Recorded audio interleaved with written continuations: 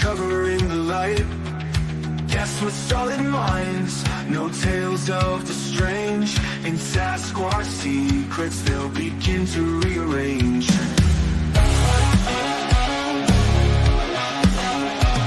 Truth's the vibe, we're on a quest. Look beyond the trees, what do you see? Factual stories redefining history. No myths, no magic, let's break the mold. With every word spoken, the wonders unfold.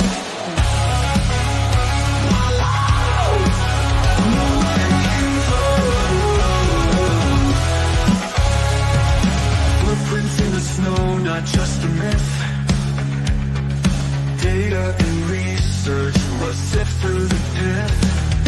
Tales of a creature, but science leads the way. Nikki's quest for knowledge, come join and stand. Hello, everybody. Merry Christmas. We made it through another Christmas and New Year's right around the corner, but welcome to Sasquatch Secrets. I'm your host, Nikki Colon. Thanks for being here on a Saturday evening, might I say. Yeah, you figured it out. I have to work tomorrow, so I needed to bump it up to today. I wasn't even sure I was going to have it today because this morning I'm sitting there having my coffee and our work group chat, somebody didn't show up to work. And I was like, oh my God, do I just bite the bullet and say I'll come in? And I did. And I got ready and I headed out the door about an hour later. And right as I hit the next light, I thought I'm going to tell him I'm on my way. And the guy who was supposed to be there ended up showing up just really late. And so I guess I went for breakfast burritos and turned back around and came home. But so you did get a show today. And I do have a guest that popped in the back. And we're going to go ahead and bring him on and we'll talk about what's going on tonight. But they changed STREAMYARD on me and now it's named. So crazy how they change things around on you. But where are you? There you are.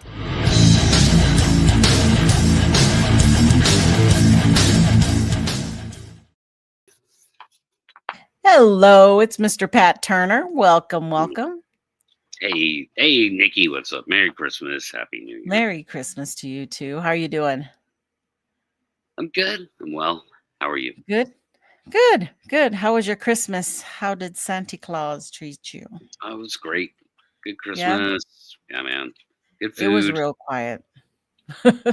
Yeah. Super quiet over here. Everything was kind of downsized. My family didn't come. My husband wasn't here. So it was just me and my kids. I did take that day off. And so I just made a ham dinner and we had a pajama day. So that's all we did. Yeah, it was a good day. I hope everybody out there had a good time, got to spend time with your families and eat a lot of good food.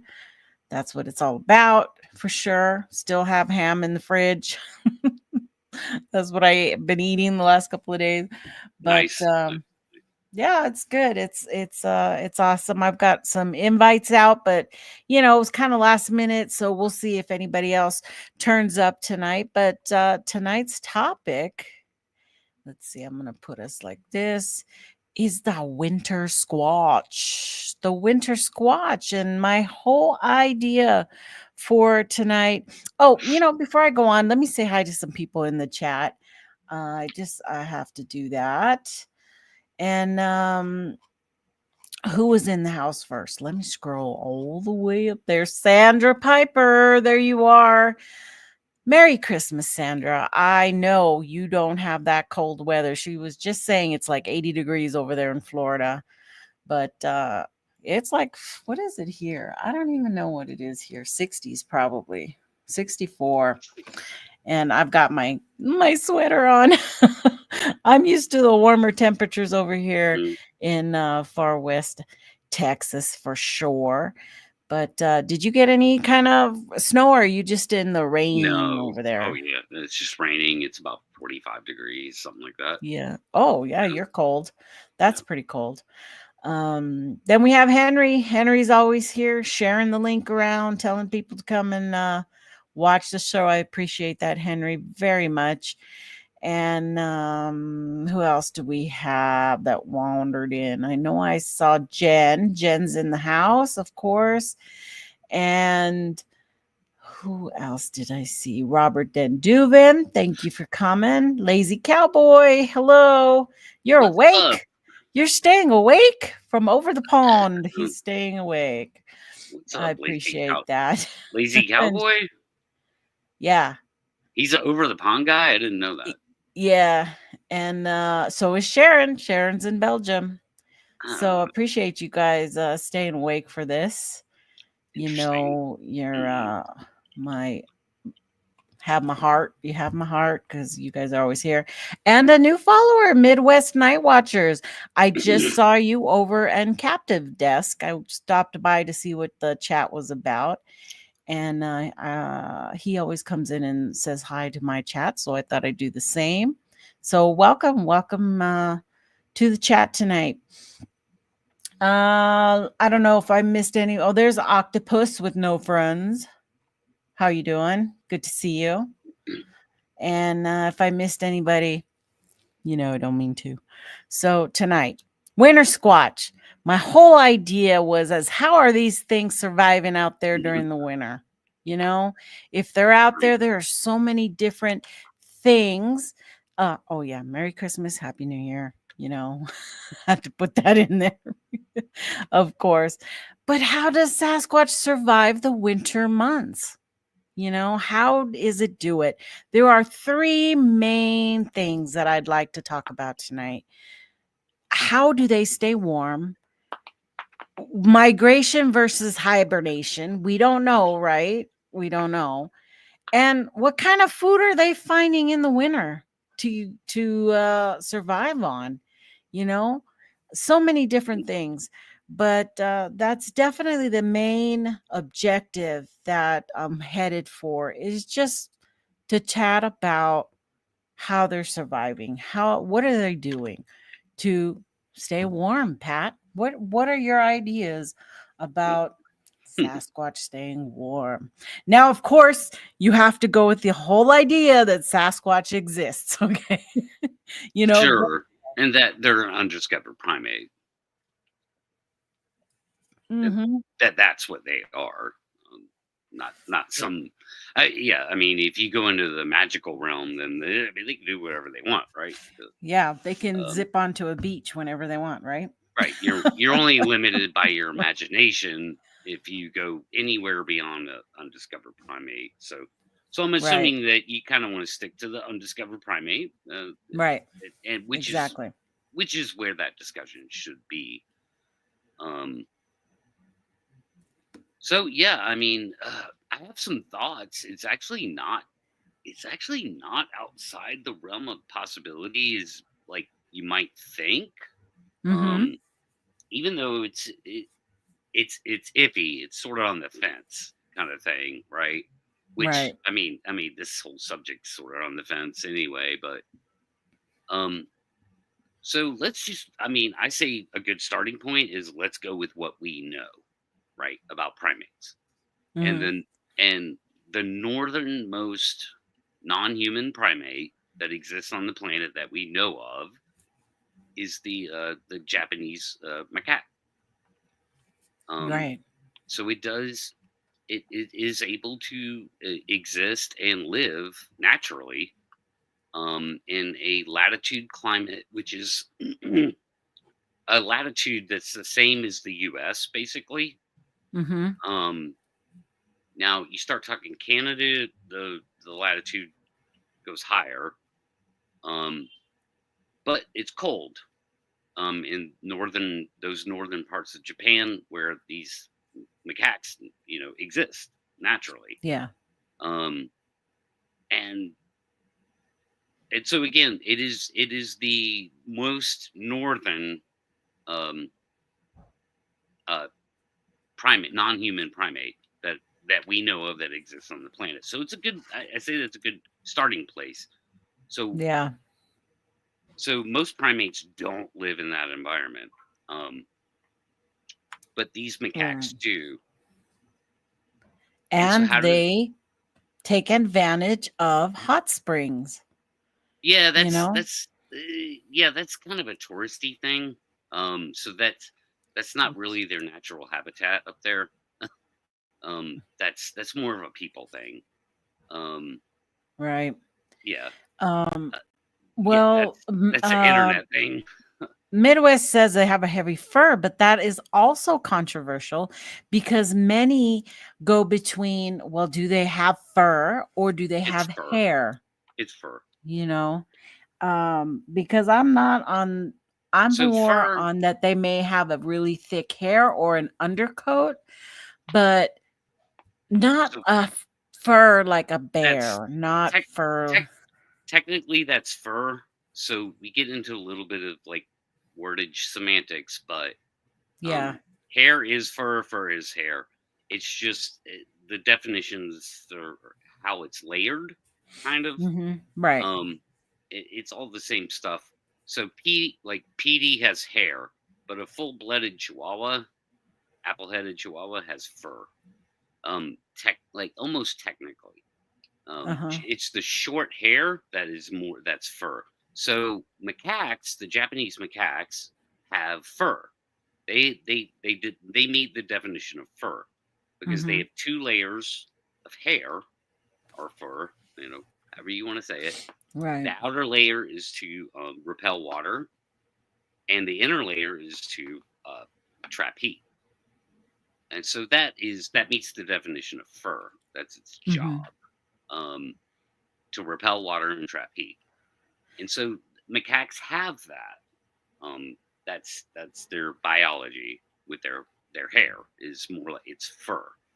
Right. And so it does that 2-layer job. The other thing they have going for them is that they will huddle for warmth also. So they'll do that pack, sort of mentality or huddle with each other, whatever.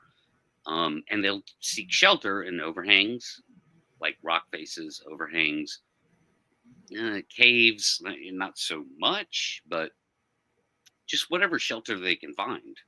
That's actual shelter, right? To protect from wind or moisture. Right. The other thing they have going for them is the reason why they're able to survive in these like latitudes is in colder environments is they will develop a preemptive body fat, at least some kind of layer. Obviously, they don't, they don't get like they don't even get noticeably fat. It's just that they will develop extra storage of energy in the form of fat. Right. And the fact that they have small limbs, they're a small animal, like these are advantageous to staying warm as well. So when you combine all those factors, that's what you're looking at as to, all right, these are the things that it would take an undiscovered primate would have to have like some of these attributes that the macaques have, I think, in a biological way. So if you're looking at it biologically, it would have to be like along those lines. And I would say the major ones are definitely the fur. Like they would have to have more of a fur scenario. I know everybody in the Bigfoot world always reports it as hair, but it would have to be more of a fur with a 2-layer system and then some kind of extra storage of fat. I think those are the 2 biggest ones. And then seeking shelter, I mean, Nikki, it just depends on where you're talking in the country, right? Like geography plays into North America in a pretty huge way in that seeking shelter thing. But that's your starting point. I say it's okay to sort of look at the known primate scenario, which are the Japanese macaques, and maybe project that onto Bigfoot a little bit in a biological way, not a behavioral way, obviously. Except for seeking shelter, behavior wise. Right. So I think all those Yeah, all those things are going to are going to play a part.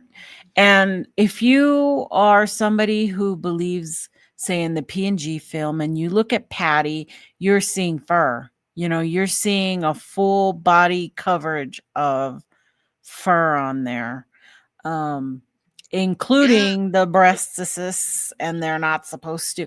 Most primates don't have, hair on their breasts. So that has always been another red flag for me. But we don't know, Well, we us modern day humans, we have hair everywhere on our body, even though it might not be as noticeable. But so like if we're gonna take Patty and say, okay, that's not a guy in a suit, the hair, it looks more like hair to me. No, it looks more like fur to me. Oh, there's some kind of there's a lot because it's so dense. There's a lot of, yeah, but there's a lot of see-through areas and even some patchiness, which like Lazy Cowboy actually, when he recreated Patty digitally, he included patchiness of hair because on her lower back and around her torso and her breasts were not completely covered in hair because you could see them, yeah, like he even included the patchiness of hair just from observational, like looking at the film. So I say, looking at Patty, what I see is more hair than fur, but that would have been the fall. And so, even dogs have, winter coats and summer coats. So I don't know, maybe something along that line. But again, what people say in the Bigfoot world, they never say fur; they always say hair. And I'm not saying that means anything. What the narrative says, all I'm saying is, well, I think it should. They should say hair. I would expect to call it hair and not fur. But to me, that's one of the telltale signs when you're looking at a video and you're seeing this bagginess and fur, that it tells me, it's something fake going on there. So that's just, one of those things that I use to, when I'm looking at videos. I want to see hair. I do want to see the patchiness. I do want to see wear marks or under the arms or breasts or chest, the knees, how the legs taper, all of that. I don't expect to see hair right up to the ankle and then it stops. That's weird to me. It should taper off and be more of a natural ending, to the hair coming down to the bottom. But all of that does, look at macaques. They technically have the 2-layer system of what would be called fur. And their outer layer of hair is quite long. It's longer, Yeah. And so they don't look like a short-haired Chihuahua or a deer, but evidently they got all that going on underneath. Yeah, it would absolutely have to have some type of insulating properties, that undercoat of some sort, maybe to get them through cold winters. Now, of course, everybody has also been talking about, well, maybe they move to lower elevations. Maybe they, latitude, which would, take us into a whole nother area.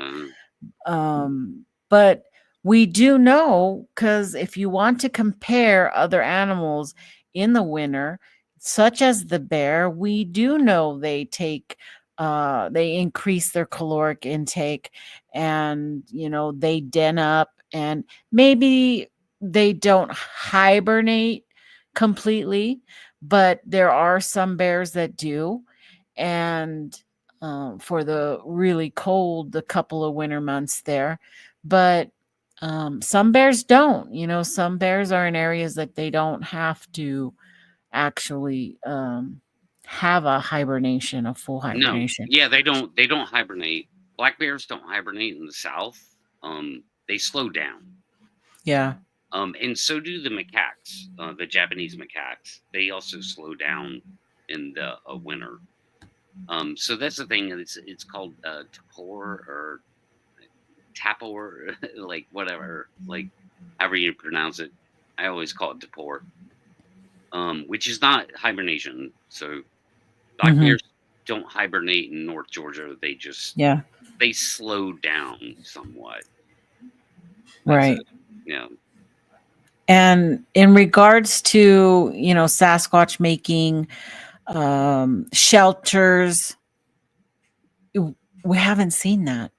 We're making a lot of assumptions when we say they created nests, they've created these shelters out there. And yeah, some of them are really weird. I'll give you that. There are some that do not seem possible. Well, here's the crux and the weird thing about that is that a Sasquatch shelter would look identical to a human shelter because it would literally have to be watertight. It protect from the wind and just the exact same way.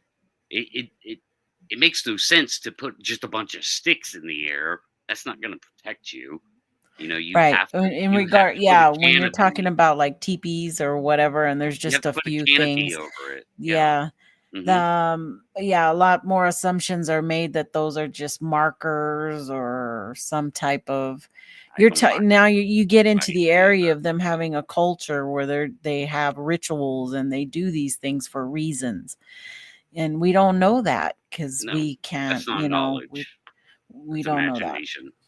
It's just a bunch of speculation and hopes and that's what they're doing. Nature. Yeah, we know that much. No, to seek shelter, like you could seek shelter under a rock face or a cliff. I mean, there are definitely mountainous areas where those situations would occur. Like those advantageous places would be there. So that's all fair game. Again, if you just take what the macaques do and you apply it to Bigfoot, there's some doable things there, especially if you make the assumption about what the biology would have to be. By the way, it would have to be that they have this double layer of fur. It would have to be that they have some kind of fatty storage protection. Without that, they're just magical beings. Like if you took a chimpanzee and you parachuted it into even North Georgia, forget Canada. If you parachuted it in North Georgia tonight, it'd be dead in 2 days. Like, there's no way it could survive this climate without help. I agree about that because these are big animals we're talking about. And there's babies, juvies, all these different sizes. But for the most part, we keep saying that they're over 6 feet tall, that they're over 400 or 500 pounds. That's a lot of caloric intake to run a system like that big, so to keep that warm, to keep the vitals part of the body warm, would take a shelter. Well, it's always been a head scratcher to me how they can ever survive in the cold in these areas that they're supposed to be in, like real heavily, right? And then I even just again, like I always default back to my territory, North Georgia. Like again, like I mean, if you took a human being and stripped them down to their underwear, they would die tonight. And you just put them out in the middle of the woods where they couldn't walk out or whatever. Like they would die from exposure. A human being would. Not to mention a chimp or a freaking spider monkey or a bonobo or a gibbon. Like they would just be dead. These are all tropical animals.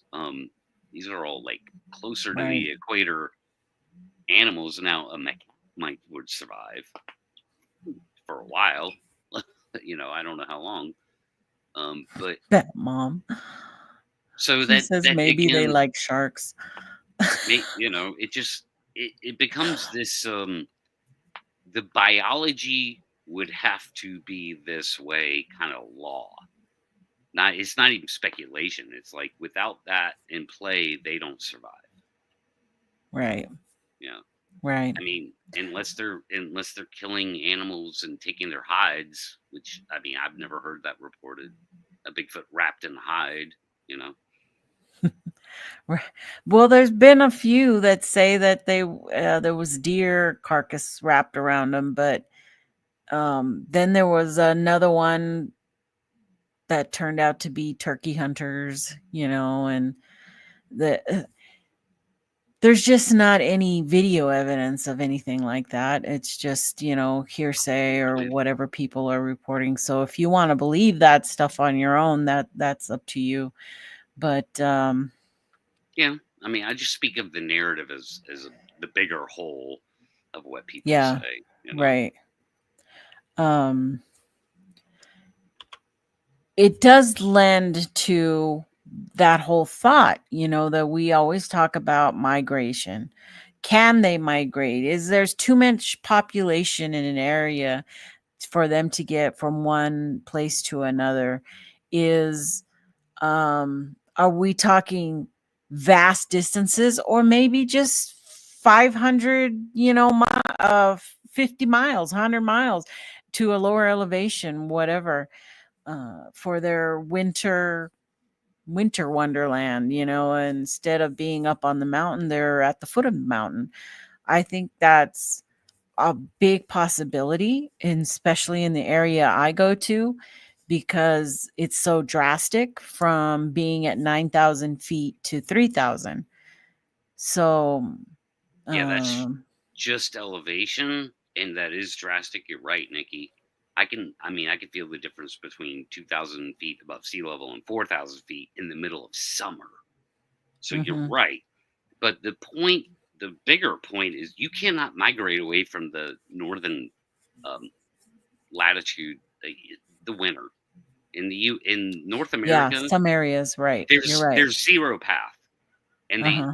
the one and only path that I could even think of that exists in the entire North America to migrate away from cold temperatures would be the Appalachian Mountains, and you could only get to North Georgia. You couldn't go any further than that. And in North Georgia, it snows here. It's cold here. Like I said, it's 45 degrees here. Mhm. This time last week, it was 28 degrees. So you're still not getting away from any kind of like cold temperatures that we can't wrap our heads around. It doesn't have to be -10, right? You Right. know, I mean, so you're still talking about an animal that, you know, it has no clothing. It's completely Right. exposed, and I'm sorry, it doesn't even take 35 degrees. Like you can get hypothermia. It's 70 degrees outside if you're wet. So so there would have to be a biological component there, like we are talking about with the double layers of fur. Again, Mhm. back to the macaque. Right. How do they survive? It would have to be something like that. So I don't see a migration, you know, from the Pacific North, Happening. yeah, Pacific Northwest down to Central America. Like, no, that's not a Oh thing. no, I I don't mean, see that. I you don't know, see that either.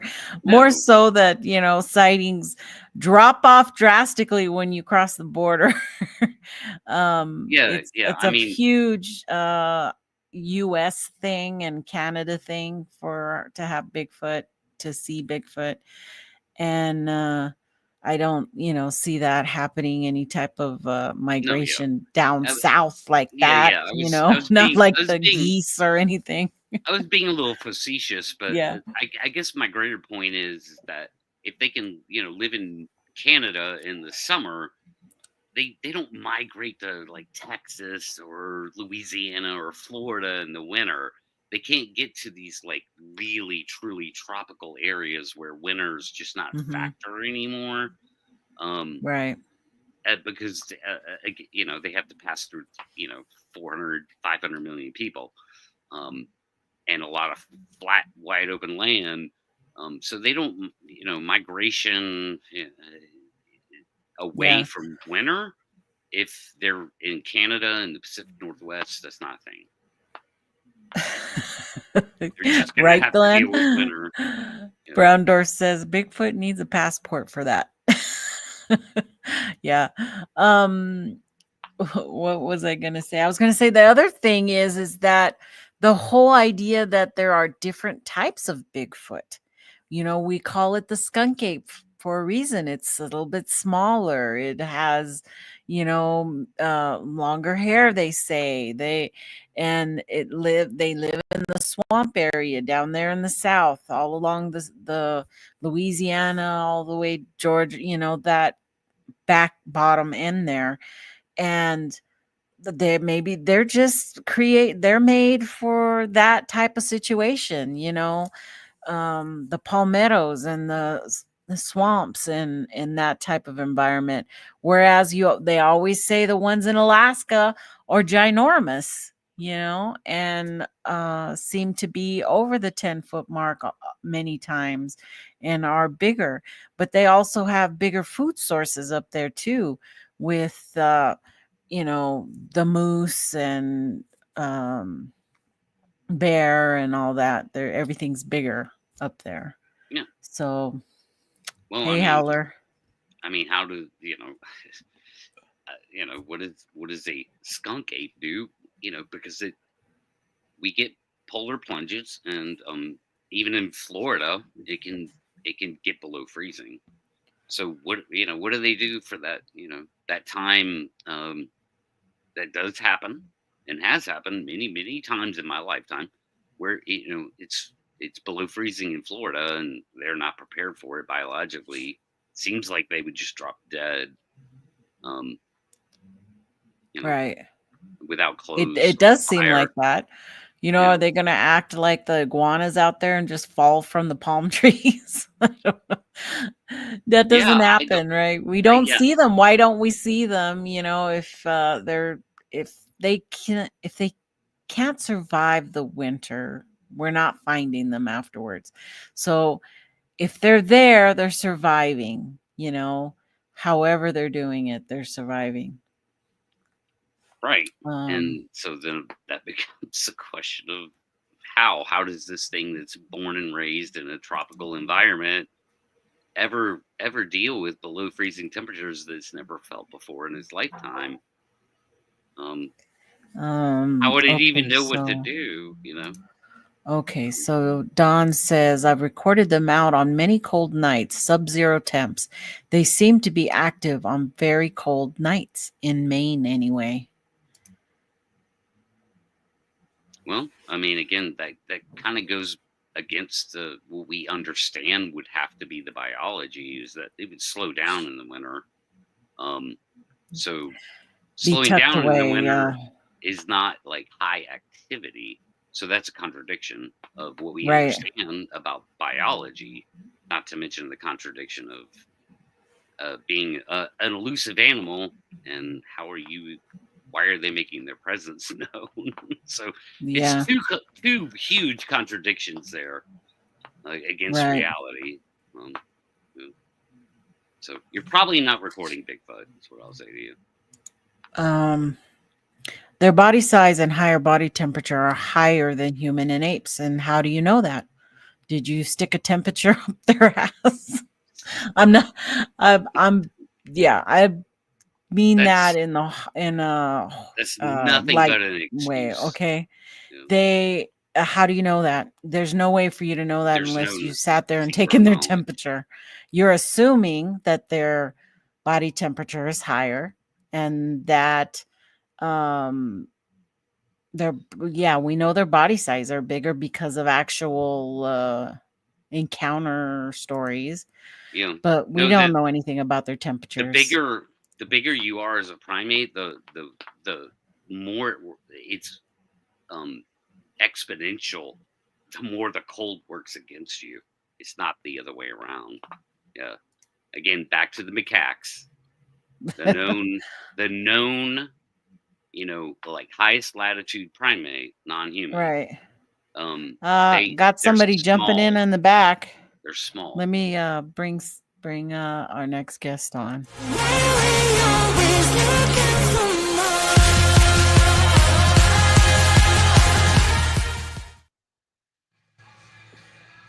Oh, and then I didn't bring him on. You know why? Because I have to move us around. There we go. Hey, Tate, how are you doing? What's up? What's up, What's man? up with you? How was your Christmas? Oh, I'm half. And you know what? That would be wrong. It would be politically incorrect to say I'm half baked because I'm half drunk. Nice. He's Well, enjoying his it's the time holiday off. season. That's the time to do it, I guess. Well, I told you privately in the in our private chat. Yeah. Shit storm. That I was at that David Koechner thing for The Office. Yeah. And so I went to dinner with my family at Yard House. It's a California restaurant, but they have it down here in Florida. So I went with my parents down there, and we just got back home. And so I had a few minutes to jump on before I started practicing some music, as I usually do on any given night. Well, that's cool. Thanks. We're just talking about Sasquatch and how they survive the winter. Ooh, that's a good. I like that. I like that a Yeah. lot. Yeah. There's a lot of people who say they seem to be more active in the winter. How are they being so active? How are they obtaining the food that they're going to need, to get through the cold months? How do they stay warm? How are they hibernating? Are they migrating? What are they doing? So that's what we're talking about.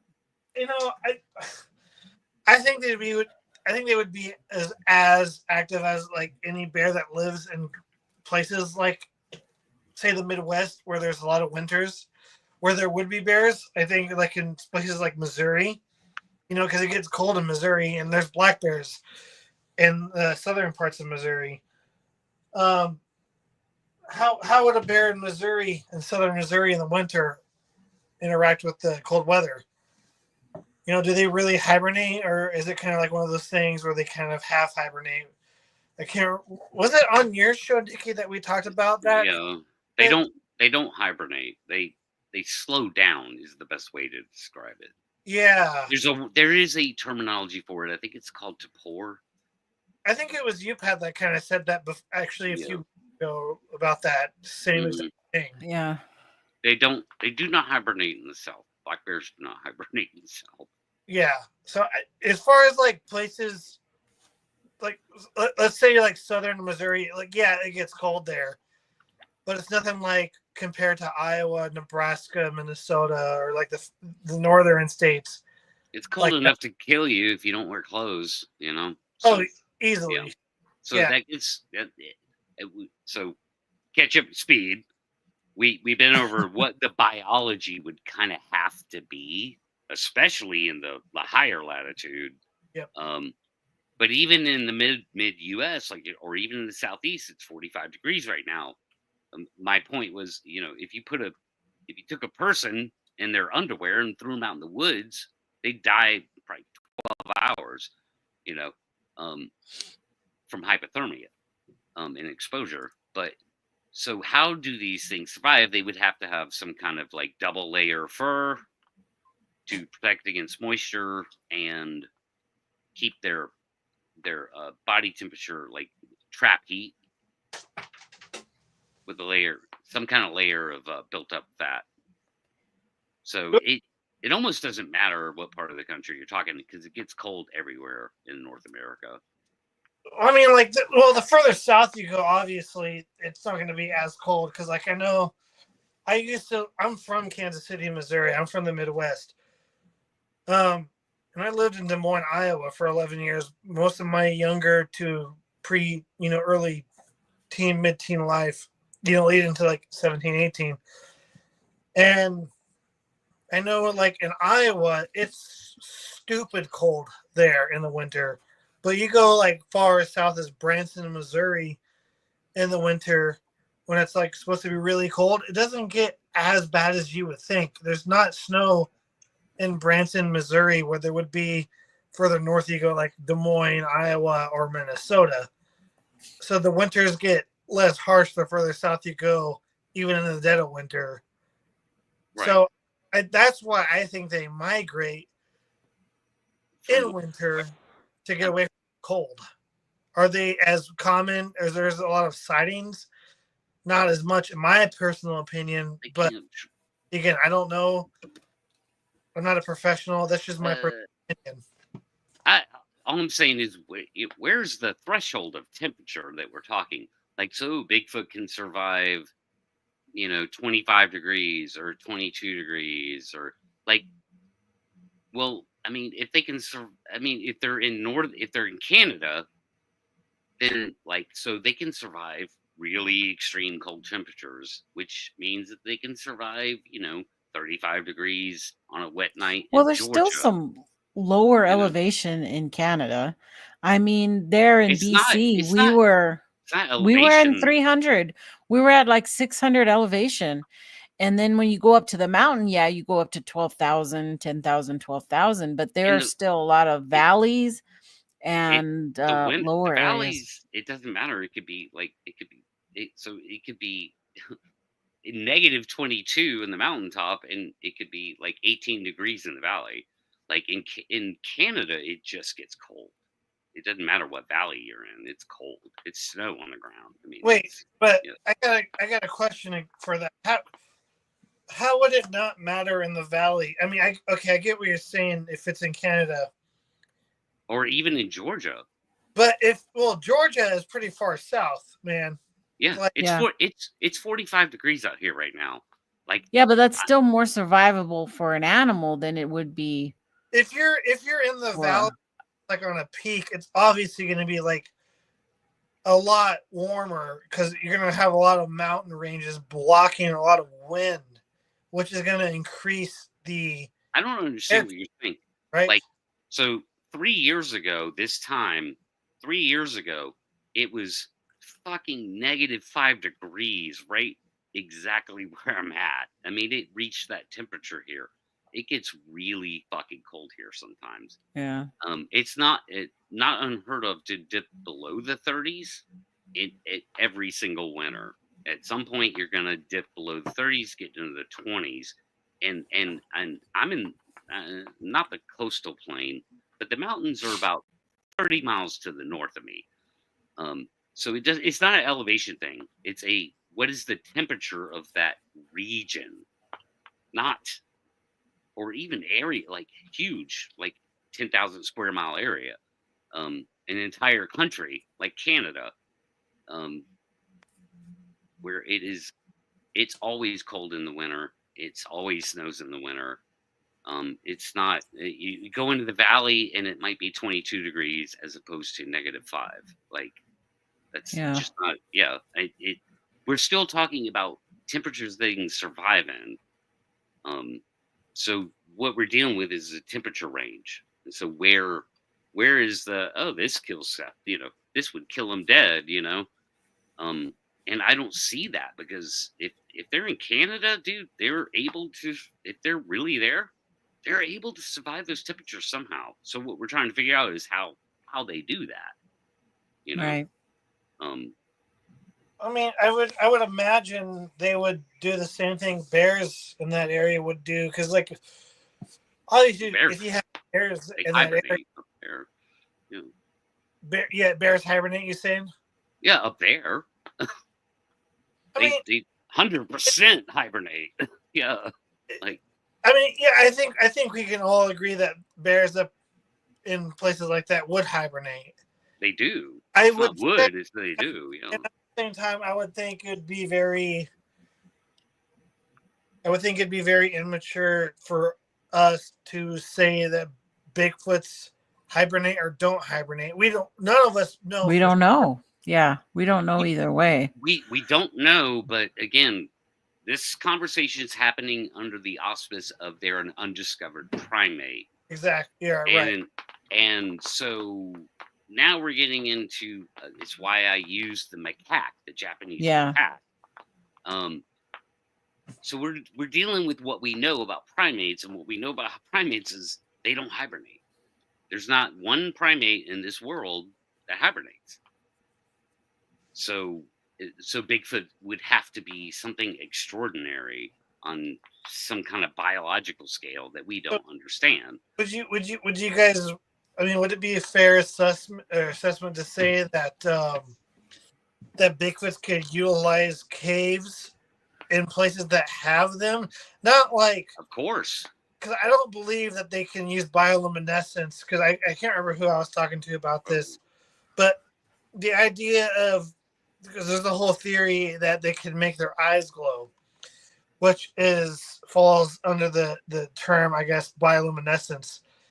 But for something like that to make their eyes glow would be literally to blind themselves with an eye kind of like a flash. Yeah, again, you're diving into the unknown. It's the woo thing, which I don't think they can do, which doesn't make sense to me. So, because there's the theories that, Bigfoots utilize caves and they can walk in these underground tunnels, which doesn't make sense, because then that goes to the whole tune of bioluminescence where they can see in the dark. Well, they can't see. Exactly. So I think the mouth of caves. Yeah, shelter. It would have. Exactly. It would have to be shelter. Absolutely. I would grant Bigfoot, especially in these parts of maybe Canada and other. And shelter doesn't necessarily mean have a cave like you picture it in your head, but maybe something like that, a rock face, an overhang. Things like that. I've already kind of brought that up because that's what macaques do in northern Japan. They will use a rock hang as shelter. And so, again, the idea of shelter is pretty simplistic. If there's shelter there, they take it, right? So that's all very understandable and granted. This is the kind of thing that you would have to start saying would be the case if they were to survive. And so that's all fair game. Yep. Shelter, and again, biology, a double-layered fur system, an extra storage of fat, which means they have to work really hard during the fall and summer, so they don't have time to pee on your tent or bang on a tree next to your campsite, or not you personally, just saying Bigfooters. They have to work really hard. I got a question for both of you guys. I mean, so if you're thinking that fall time would be the best time for these animals to store up stuff, summer. That's how it works in nature. Summer. So do you think summer and kind of early spring would be the best, or not spring, but early fall would be the best time to research to get a possible activity from these animals? If that's where they're going to be the most active between spring. If you can find them, you shouldn't be able to find them. You shouldn't be able Absolutely. to get within. You shouldn't be able to get within 20 square miles of one. So I mean, research. I mean, yeah, sure. If you have a drone or multiple drones, and you could really survey the land. That brings another question to mind. Because I'm not against the drone thing. I really like drones. Why should you be? Yeah. I'm not against drones at all. The one thing that I will say, any animal, especially something with intelligence, like say Sasquatch, we give these animals a really high IQ. I think as human beings, we give Sasquatch a really high IQ. Projection. We say how intelligent these creatures are, right? Yeah. Now, as much projection. Intelligence as we give these creatures are, would you say a creature as such as Sasquatch with the high IQ as we give them would avoid something like a drone that's unknown to the wilderness that they would normally see? Because if you're having something that sounds like 1,000 bees flying around, do you think they would avoid that? It's a very... How do they avoid it? It's an unknown. It's a foreign object. You would duck into cover. And if an animal, something with a high intelligence like a Sasquatch, knows better about the forest, they could take cover better than most animals would, like a bear or deer. They would just stand on. For a deer will stand, you mean like a person, are still and let you hit it head on. But a bear is a little bit more intelligent than that. A mountain lion is more intelligent than a bear, I would say. Now you're talking about something that's more intelligent than a mountain lion or a bear. Would they avoid something that I think sounds? so. I mean, that would be natural instinct. That would just be natural instinct. Whether it's us or a dog or cat or any other animal, if something's approaching you, you react to that. I think it's just a But, natural reaction to avoid stuff like that. With a drone or even a thermal drone, you're gonna have to fly close enough to film something. You're not gonna fly 100 feet in the air where you're not gonna see anything from a tree canopy that you know it's gonna look like a blob from that high. You're gonna have to fly close enough to see it, and something with greater hearing than human hearing is gonna hear that long before it's gonna see it. What makes you think they have that superpower? Like you're projecting superpowers onto them. It's not a superpower. It's just a natural. It's a known thing that animals have a greater hearing. No. So human beings, modern day humans, have by far the best hearing out of any other primate that we know of on this planet. Like we're gods. We have the hearing of a god compared to a fucking chimpanzee or gorilla. And so what you're doing is you're saying that Sasquatch is godlike above us. And there's no way to know that. And you certainly shouldn't think it from the anatomy of the encounters because people never talk about their ears. So it's not like they have like scoop ears like dogs do and shit like that. They don't have any kind of scoop ear. So like my opinion of Sasquatch in their hearing would be fall into the category of they probably don't hear as well as we do, or maybe on the same level. I would. But, you know, I mean, this should maybe to. I'm talking anatomy, like right. You know, so what we know about the world. Cowboy, we're on the assumption here that they are primates because they're forward looking. Right. They have legs that they walk bipedal. We're assuming primate because they look like that, and we're not delving into the magical being thing because that's just unknown. I guess a better way to put it is with a question for Nikki and Pat. Have you guys ever been to a concert before? Of course. Well, yeah. Right? It's loud, right? Have you guys been really close to the stage of a concert before? Of course, yes. What was that? Have you guys ever been to the stage, right and close to the stage of a concert before? Absolutely. I ruined my eardrums from a Judas Priest concert because I didn't take any ear protection. So part of my point being is, as human beings, we do things that we like to do. We like to go see concerts and stuff. And none of us usually wear ear protection. And you know what? That's actually damaging to our eardrums. Now imagine years of us going to concerts and stuff and just in other general things without concerts in our life, we damage our hearing.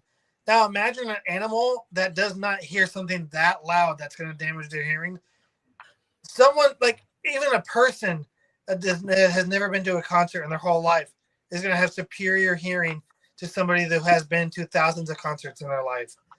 Now, times that by an animal who does not have that loud, obnoxious noise that's going to damage their hearing in the wilderness.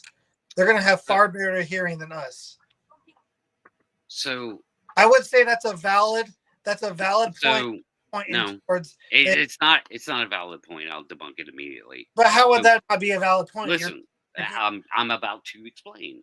So I've been to 1,000 concerts and gone through that hearing damage, and I do have hearing damage. But I'm telling you right now that I can hear a drone just as in the exact same distance that my 8-year-old nephew, who's never been to a concert in his life, can hear it. We're both going to hear that drone in the distance at the same exact relative time.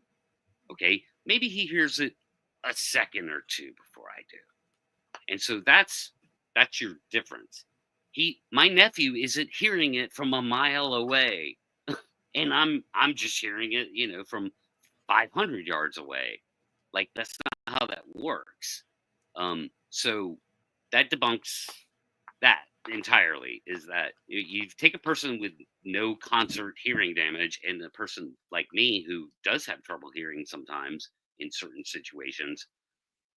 There's no difference between me and that person where we hear the drone. We're hearing it at the same distance. So again, to attribute Sasquatch as to some kind of thing that can hear, the thought is they can hear it from a mile away somehow. I'm like, again, people really don't talk about their ears, do they? It's not like they have these big hunking dog ears. So I'm not on an anatomy level. Sasquatch, I don't imagine them having better hearing than us if they're an undiscovered primate. Probably lesser than us, if anything. Right. So there you go. You know, it's always a fun thing. I like how we can have these conversations, and sometimes we all disagree or agree, but we can get along. That's what the Bigfoot community needs. We don't need people. Well, I agree. We need to have hard discussions. we can ask these questions to each other, and you might agree on that, Pat, and I might disagree, and Nikki, you might agree or disagree on whatever. But it's about asking these questions and getting the thought out there for people to think about themselves. I like these conversations. I love this. This is so much fun. Sure. I'm going to say that. Yeah, no, we're just having a conversation about this stuff. It's all speculation, your ideas, my ideas, everybody's. We're just throwing stuff out there. There's going to be people who seem to have the answers, but then prove your answers. But that's not happening right now. We're not getting any of that proof because there are people out there like me, like you, Pat, like you, even you, Tate, that need more hard evidence before calling, a rock a rock. I mean, it's just the way it goes. And there's nothing wrong with that. That's just the way I work. Of course, I don't put the woo with this side, although I have had paranormal experiences, I cannot and won't connect the two unless something happens to me, out there in the woods myself. I agree. I've only seen one orb in maybe 6 years of field research or more doing this subject. I've only had one weird incident where I saw an orb, and that was it. And I'm not going to say the person's name. And if it does the due diligence, they could probably figure it out. But right, that was the only time I saw one weird incident with an orb, with Bigfoot related incidents. And Johnny Midnight says the Native Americans have the answers. Just listen to their stories.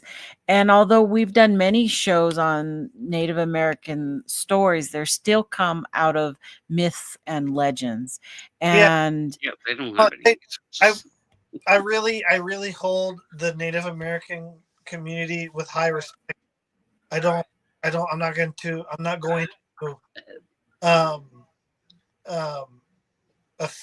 try to offend anybody. Actually, one of the reasons I named my series Sasquatch: A Search for Sabe was because of Native American history. Right. Les Stroud actually talked about it in the Survivorman Bigfoot episode of Bluff Creek. Up in Manitoba, Canada, they have what's called the 7 teachings. And among the 7 teachings, there's different animals that represent a different attribute. One animal represents like courage or strength, right? Right. But Sasquatch, the other name for Sasquatch is Sabe, and Sabe represents honesty. And that's how I go about my thing, is honesty. And I really want to preserve the Native American culture with the Sasquatch phenomenon with respect, if that makes sense. Yeah. No, absolutely. I respect them. They've lived with this as part of their lives because it's always been part of their culture. you know, so it's quite different from us outside of that. We do have another guest that just popped in the back. Let me bring him on in here if I can. Where are you? Oh, you're way down here. Gotcha.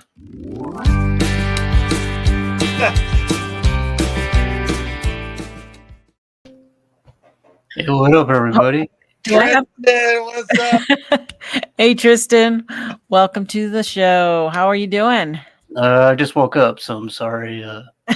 Sorry I came in late. You're okay. You're okay. It's just a little chill stream here talking about how Bigfoot survive in the winter. And we've had some good discussion about how would they stay warm, their fur, issues between do they migrate or do they hibernate, you know? Yeah. And we're moving towards the topic of finding food in the winter and how do they do that? What type of foods might be available to a large omnivore in winter?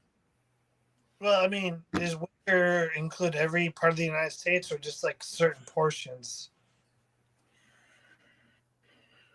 Well, it'd probably be included anywhere, you know?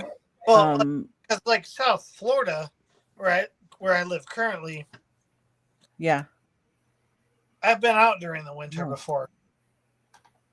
And I'll tell you right now that I haven't seen much of a change in the food, the potential food prospects, I guess you would say, or Thank you, Jay. The potential opportunities for food, because there's deer here in the winter, there's turkey here in the winter, down in South Florida. Obviously, winter here in Florida is still a lot warmer climate than the further north you go, like in Georgia or Tennessee or stuff like that, or Ohio. So, that's why I think they migrate, because I've been asked that question before. Like, do you think Bigfoots migrate? I 100% think they do. From where to where? If you think about it, let's just say the Midwest, for example, because I'm from the Midwest, so I'm going to use that. I grew up a lot of my life in Missouri, and as we know, a lot of the Midwest is cornfields, but you get these pockets of forested areas in the Midwest that are actually fairly large. Now, as a human being, you could probably travel out of that on foot at night and not be spotted. But if you're an animal that knows the wilderness better than a human being knows, that knows urban civilization better than anything, because we've been so adapted to that, an animal that's adapted to the natural environment is going to have a way better time navigating something like urban population. I guess urban population is that's not the right term.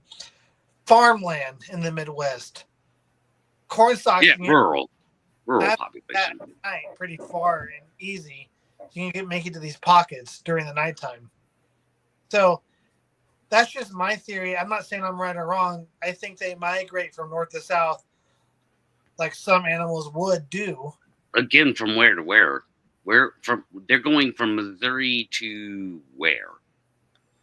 Like the Ozarks, into Falk, Arkansas, into the deeper, thicker, forested areas where it's going to be a lot warmer, into Texas, into Georgia, into Alabama. Whoa, I don't know how they get from Missouri to Georgia. There's no path. There's no viable path. Walk like a deer. They would walk like a deer or bear would. Yeah, but okay, so time would catch up to them. Sorry, it just would. Like they would be discovered. They'd be a discovered animal. Like, that's easy peasy for us to discover a Bigfoot that dares go from Missouri to Georgia. There's no path, dude. You could pick out whatever green belt you want. It don't connect to freaking Missouri from Georgia. I can promise you that. So that's not viable at all. So they can't go that far. They can't go from the middle of the country to the deep southeast. Yeah, I don't Not- think they go that far either. I'm talking like less than 50 miles. They just go from one harsher area to maybe a little lesser harsher area. But I don't think they travel far at all. Probably not. I think they stay in their areas Yeah. primarily. They can't go cross country. Like, so if they're in Florida, which I don't think they are, like they could never leave Florida, much less go to the Pacific Northwest. I mean, Why don't you think they're in Florida?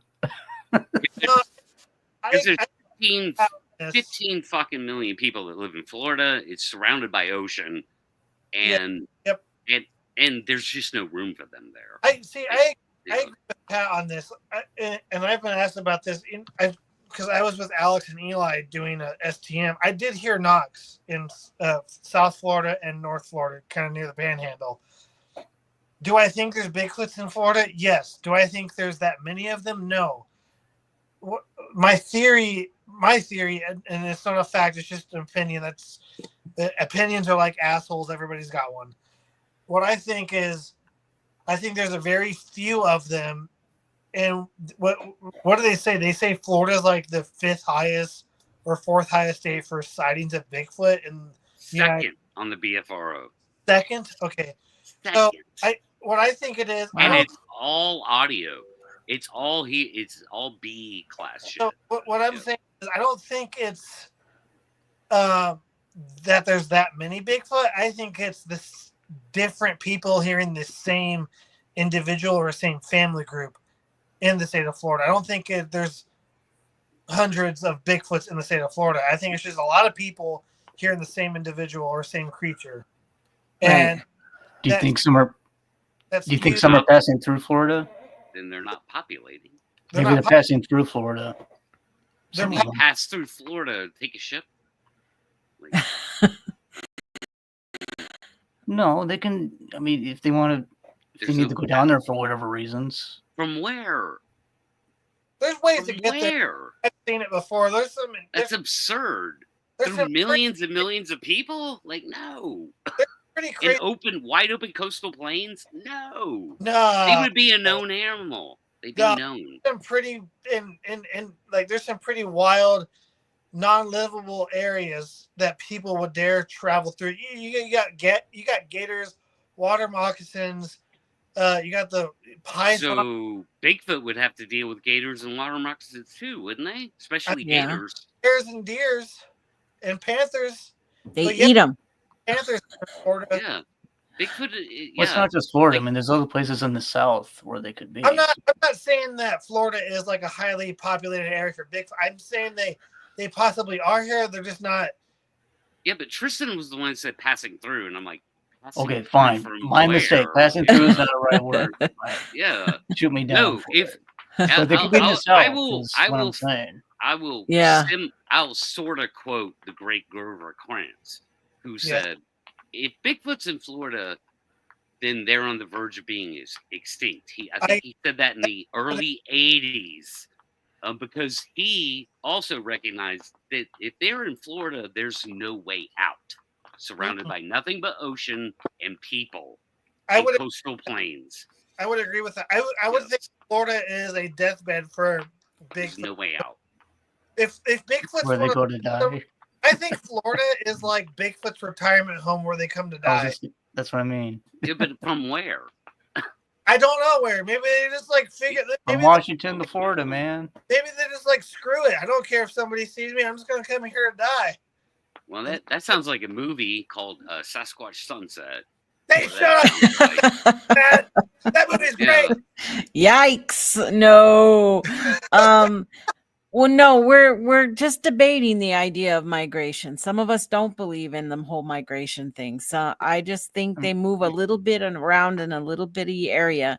I Yeah, don't it think they depends on do how any you vast define type of migrate. migration When you myself. say migration, I don't. Otherwise, we I'm would not- see them more often, Yeah. and we They'd would be- have they'd be more evidence of that. 50 But dead so I ones. don't think that is They'd be happening. dead all over the place. Yeah, like Yeah, So, there may be 2 or 3 viable populating tribes, whatever you want to call them, groups in Florida still, because if you have just one little group, they're going to kill themselves off. Okay. They can't just produce offspring through each other, because then you start creating we get into minimal viable population. Yeah, you start creating issues with genetics and everything, and then you get some really messed up looking animals.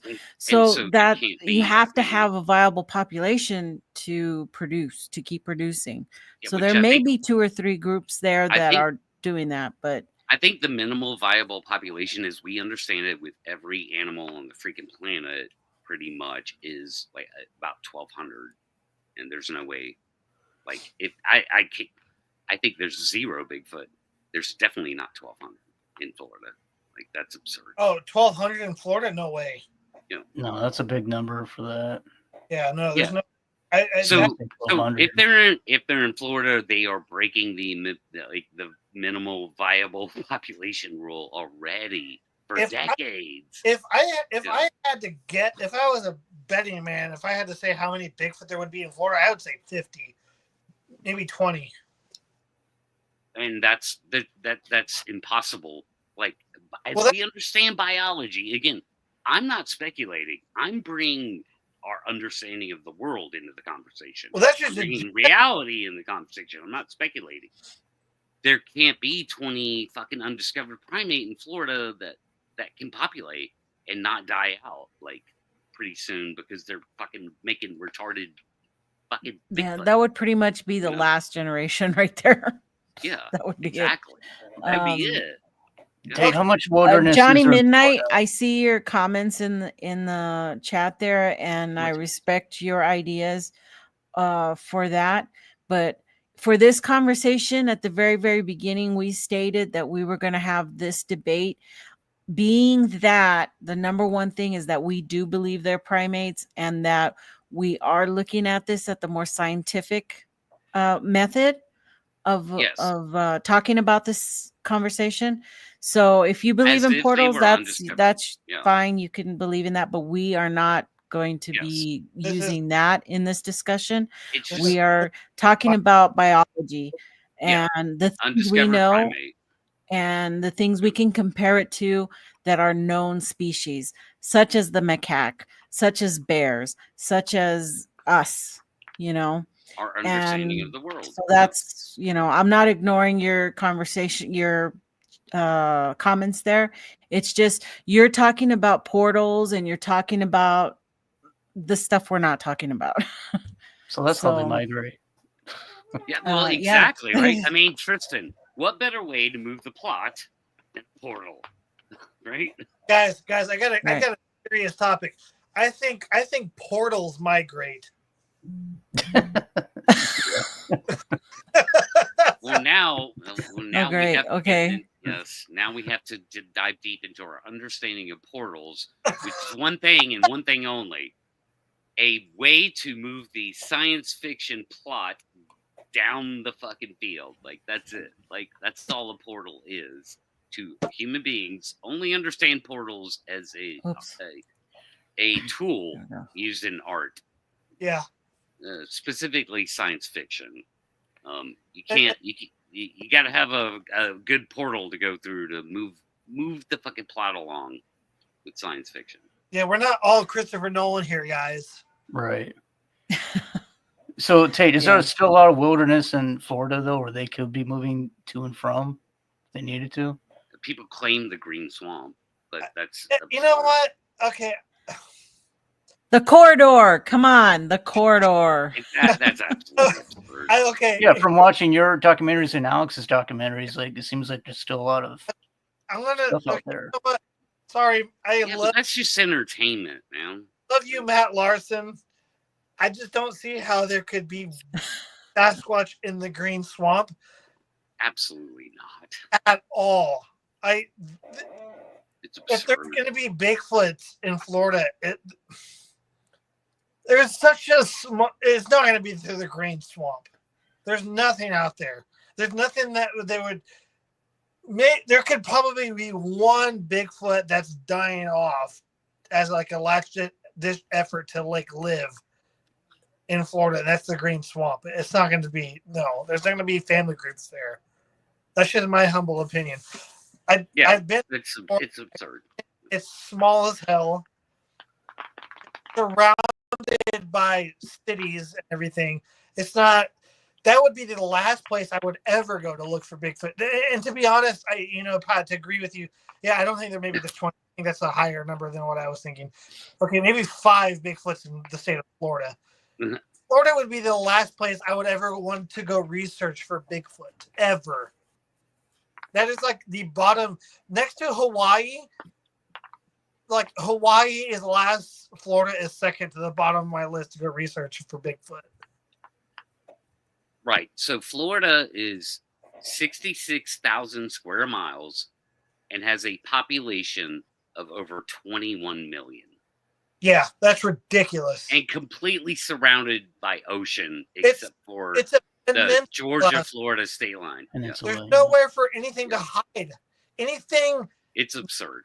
Anything. You might as well say they're in most covered by human civilization at this point in Florida. 21 million fucking people, 66,000 square miles. That math will never, ever spit out an How long does it take primate to drive from one side to the other on that road that goes across the swamp? I'll tell you that. I live in 3 hours, maybe. I can tell you that exactly. I live in Coconut Creek, which is basically Fort Lauderdale, which is like right by the ocean. I'm probably 10 miles from the ocean, if that. So from ocean to ocean, from East Coast to West Coast of Florida, 2.5 hours, 3 hours. That's what I just said. 3 hours. That's right. Yeah, exactly. And I don't live in Florida.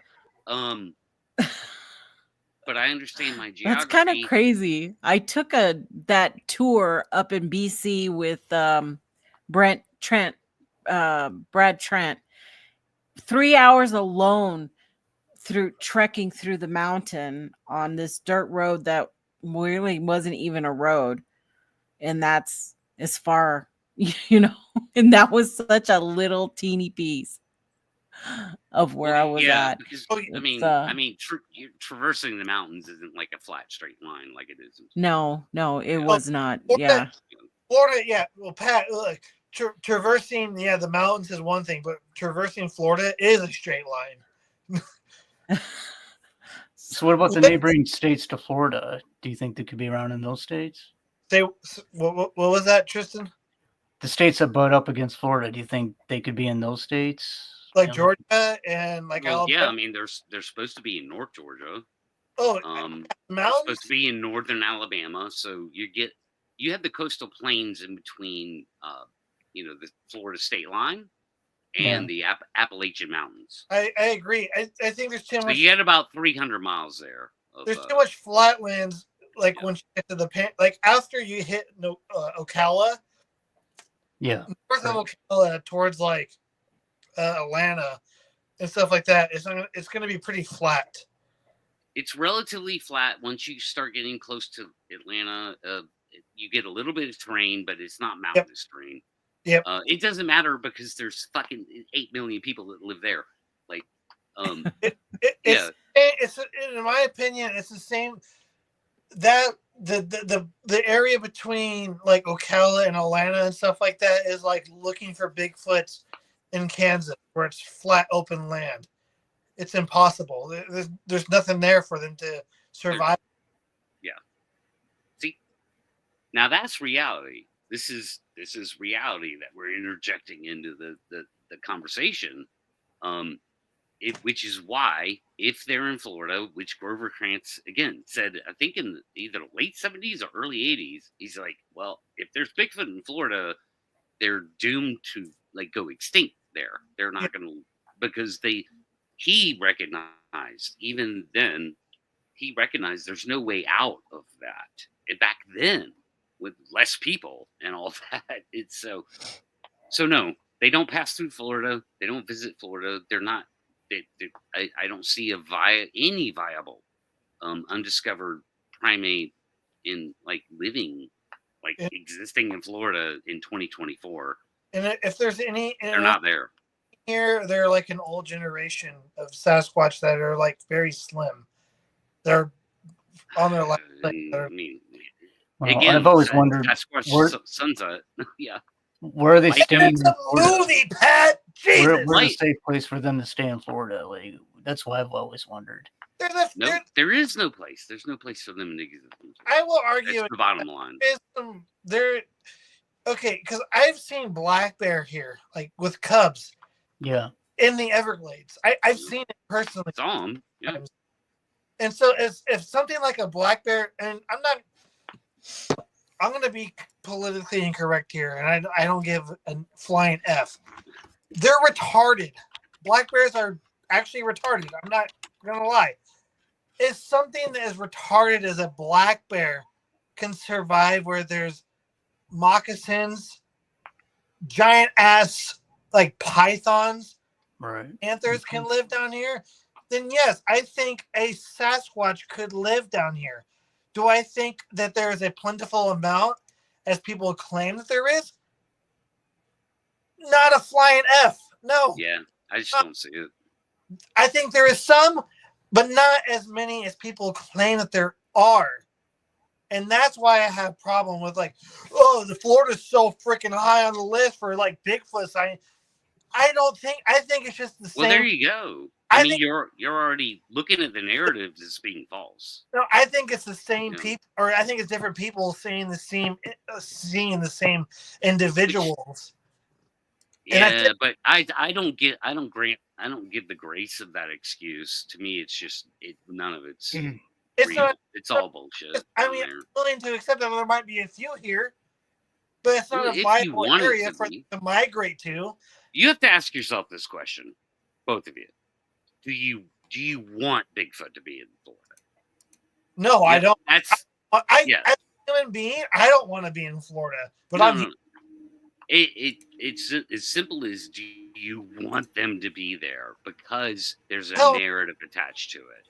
No, I don't. I don't want them to be here. Me neither. I don't want or not want. I'm just looking at it completely objectively, and I look at Florida, 21 million people, 70,000 square miles. There's no fucking room for a Bigfoot there. There's no room for an undiscovered primate. I don't want them here at all. I really don't.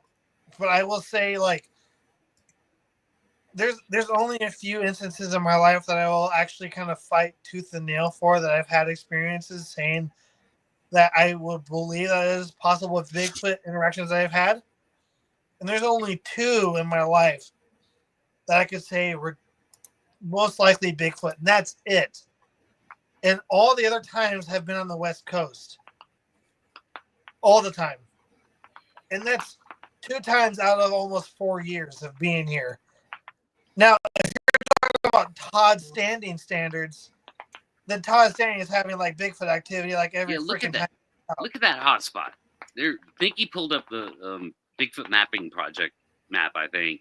And it's just, yeah. How many is it? Do they calculate how many sightings? Look at that. Yeah. I mean, that's absurd, dude. They have to be magical beings. If that map is true, that proves they're magical beings. I think like, 100%. I think 7 days. This yellow one here at Cape Coral was done in the last 7 days. Yeah, I mean that's just one down here. Is that recent? Does that mean recent sightings? Yeah. Yes. Oh, okay. The green ones, the big green ones are 48 hours.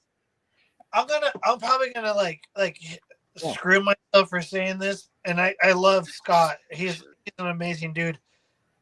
Absolutely, I think what he's done is actually better than what the BFRO has done. I'm going on record as saying that. And I guess my point is saying that I think people are going to report sightings to get their 10 minutes of fame. To be like, oh, I got a Bigfoot sighting. You know what? Because more than that. Yeah, that I agree with. It's that 12, 22, 24. because I will say this. There's no vetting. So with his it's an open source project. There's zero vetting. I can go on there right now and report a fucking Bigfoot in downtown Atlanta, and it'll hit the map. So like none of that's reliable. Zero. I would have to. He shot himself in the foot making it open source. Maybe 1% of sightings might be real. I will say that Scott has done his or zero. On through. He got some of the reports himself and put them on there, but I would say a lot of them are mostly fake. It means they could all be not real. They can all be not real. In that part of Florida right there that you're on, Nikki, I don't see I don't see big in that part of Florida at all. They're just everywhere. Like, hey, it's me. Look at me. I'm here. I'm just running over here. They're there to retire. That's why they're there. Yeah. I mean, there's not one hard ass redneck in Florida that would just pump them full of 12 gauge. Like, that's not a thing. I mean, you know. You just need to have a Floridian full of booze and weed to get a Bigfoot sighting, and there you go. There's your sighting. Yeah, I mean, it's stupid. It's just ridiculous. I mean, that map is absurd as it gets. It's kind of my whole point of reality. What would it take for there to be an undiscovered primate in Florida? Not this map. This map is not a representation of what it would take at all. Why are there Bigfoots out in the water? They're out in the ocean. Hey, wait! Click on one of those. Click on one of those reports. See if like it says like I saw Bigfoot snorkeling with like the sharks. Of course, it's going to say something like that. I mean, she's right. Like, why is it out in the water? It's not just out in the water. What dude. is the a huge hairy ape-like creature walking south across the medium into their path? They had to speed up to avoid. No, it's acting like it should be over here. Like, well, maybe that's just a glitch. It just looks like all these shifted from over here. And maybe that's just a glitch. So what does it mean when it's green? Brevard County. I think that means a sighting. Green means an actual, like, I saw it. Like an green report. Yeah. Let me look down on this. Oh, here we go. Green. Oh, John Green's Bigfoot database. Those came from John Green's database. Maybe there was more land. Yellows are sightings. Reds are reported after 2020. And then the really bright ones, those are 7, 48, and 10 hours. Yeah. Dude, pull that map back up. Just look at some of the other parts of the country. Like, look at Atlanta. Like, that's what I was wondering about the neighboring states. Well, you can see like what Pat and I were saying, like north or southern Atlanta. Yeah, North Atlanta looks like right there is like freaking full of it. Yeah, but that's the mountains. Like, so that's north of Atlanta in the Appalachians. That's where you would expect them to be. Which is where, if there were an undiscovered primate, could actually be. Yeah. Yes. I mean, to some degree, right? Yeah. But, I mean, they're just plopped all over. Like, I mean, they're just like, there's a few that are like right in like, again, right in the middle of 8 million people. And some of those reports are from the 60s, or maybe 70s. Okay. So it wasn't as urban as it is now. Like Duluth would have been a rural area, but yeah, if they were from John Green's books, it's probably that's way back when. I think Scott Tompkins Bigfoot mapping project is probably the most accurate versus the BFRO. I see a whole lot of inaccuracies. I mean, he may be here's the going thing. off historical shit. I have access to the BFRO flats. So I can see every goddamn report in the United States, including Canada and Alaska, from the BFRO flats. And I know for a fact, I don't know if Scott has access to the flats or not. and I'm not giving anything away by saying this, but I think his is more accurate than the BFRO flats by bar none. When you look at this map, you have to wonder, I don't like, think how can any this of thing it's not be accurate. discovered by now? Yeah. When you look at this map with all these... Exactly. You know what this map represents? The narrative. But, This map represents the narrative 100%. Map, so the narrative also is not accurate. We don't need this sighting happened today. Look at Like, that. right there. This sighting Right- happened today. And look at that 8-foot area. tall It's male, vocalization, nothing but people there. muddy seeing walking from across the river at break of the trees. Where is this? Never coming here again. Dark brown and doesn't Farmland. say. I mean, Can you zoom in on that spot, Nikki? just flat farmland. Oh, hold on. Yeah. Relatively. I mean, look at all that farmland. Look at all those people. Whoa. It's ridiculous, man. Is there a house there? Nearby. The house is right there. No, there's no houses. To the left? No, there's not. Wait. Zoom in a little bit more. There's definitely There's houses roads, nearby. but there's no house. There's right here. There's right there. There's houses right there. Right there and right there. You know, being But from the that's middle, the river. I think it could be possible for them to navigate through that stuff at night. There's a farm right there. But not for decades, dude. No. Like they would have been blown away. They would have been discovered. I mean, we're not, dude. Like there's 600 to 800,000 black bear in North America. Not in the Midwest. How often? Yes, I mean, well, they're scattered around North America. There's more of them in the northern latitude. Hey, Nikki, look up like black bear reports in the state of Iowa in the past 20 years. In Iowa? There's lots of black bears in Iowa. Yeah. There's shit nothing in Iowa. In Iowa? Yeah, I lived there for almost 12 years. There's way more black bears in Iowa than there is in North Georgia. Oh, that's bull.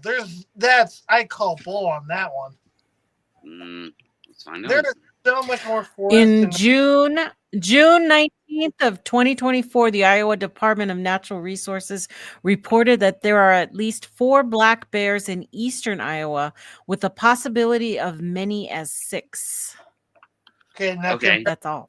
Well, then, But of course, what the those are fuck? probably tagged. yeah, the tag. Okay. Like known black bears. Now you're talking about unknown. Known. Yeah. My point, there's at least the black bears in Iowa are known Oh, about. okay. Barely I got my states confused. Sorry. My bad. You're right. Yes. So what I'm saying is like we really don't know, because if you're talking about like a population that's under what the population of black bears are in North America, or even mountain lions, that an animal that is intelligent that wants to be hid, this is for let's just say argument's sake. And again, narrative destroyer though. Yes. They don't want to be found. They're going to be Okay. less than. I'm with you on that. You're not going to find That's them. fine. That's fine. I'll go along with that, and then I'll say to that, then that destroys the narrative. If you want to go along with those lines of thinking, then that means the narrative's completely false. They don't fucking bang on trees. They don't do whoops. They don't fucking piss on your tent. They don't do any of those things that Bigfooters say they do. I will also counteract. Because they're an elusive animal. I heard that in Iowa, actually, from Bigfoot, doing a Bigfoot expedition in Iowa. Well, that's And I will convenient say, as fuck. I am not, Tristan, you've been out in the field with me, Yeah. right? Yeah. Would you say one of those people that were like, everything's Bigfoot, or am I a very critical thinker? No, I'd say you're pretty critical thinker, man. You don't say everything's Bigfoot. No, I told Nikki actually this. I was at a thing at an office trivia night, and somebody in my party was wanting to look up the answers on their phone. I'm like, hey, don't look up the answers because that literally goes against my core belief of being honest. I don't do shit. Cheater. Cheating. Yeah. I'm not going to lie about anything I think is not Bigfoot. I'm going to be extremely critical in my own thing. Now, that one night I talked about my thermal sighting, that's one of the exceptions. I will literally fight tooth and nail over because I was there. I had a friend with me and blah, blah, blah. That's a whole other story. But the point is, I've grown up in the Midwest. I'm from Missouri. I'm from Iowa. I've lived there. I've researched in Northern California. I've had that experience before I moved back to the Midwest to research that area. And I will tell you from my experience as a critical thinking researcher, not lying, not bullshitting, because I fucking hate that. My experience in Iowa, I think there could be something there. I think there could be something there. I'm not saying that there is for sure. That's just what I think. And I'm not saying I'm right. I'm not saying I'm wrong. That's just saying for my experience as a younger person in the field, being able to get out to these spots, that's what I've noticed. And being able to research in areas like Washington and Oregon and California and Missouri, Florida, Georgia, Iowa, in different spots like these. I've been able to see these spots. I've been able to have the experience or opportunity that a lot of people can't get. I've been able to get these experiences in different places that most people can't. And I feel like Iowa is a place that they do come through, but they don't stay in, because there are pockets in the areas of the state of Iowa that they will travel through, but they won't stay in. So you have to be extremely lucky to get any sort of activity. I don't even care if it's in the PNW. You have to be extremely lucky. There's no luck in the world, dude. Like experiences in the PNW. I think you can attest to that, Tristan. Well, I was gonna say, look at the middle of that map and how, there's not a lot of sightings in the middle of it. It's all on the outsides of the middle of the map. Have you guys noticed that? Mm-hmm. If you zoom out and look at the whole country there, look at the middle of it, and there's not a lot of sightings. See that? Yeah.